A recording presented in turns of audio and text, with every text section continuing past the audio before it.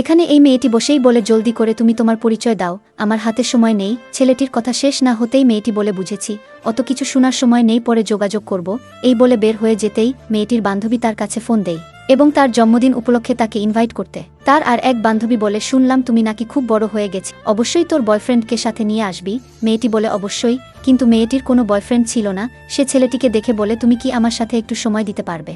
ছেলেটি অবাক হয়। মেয়েটি বলে, দাঁড়াও, আমি একটি কেক নিই। তারপরে তারা গাড়ি থেকে নামতেই মেয়েটি তাকে জড়িয়ে ধরে বলে, কিছু মনে করো না, এটা অভিনয়। তখন তার বান্ধবী আসলে মেয়েটি বলে, তুমি যাও, তোমার মিটিং আছে। তারপরে তার বান্ধবী বলে, সে মনে অনেক ধনী। তারপরে সে ভিতরে গেলে সবাই বলে, তোর বয়ফ্রেন্ড কোথায়? তার বান্ধবী বলে, সে এসেছিল, চলে গেল। এটা শোনার পরে থেকে তারা সবাই তাকে নিয়ে মজা করতে শুরু করে। একসময় সে তাদের কথা সহ্য করতে না পেরে চলে যেতে একটি ছেলে তার হাত জড়িয়ে ধরে বলে, আরে কোথায় যাচ্ছ?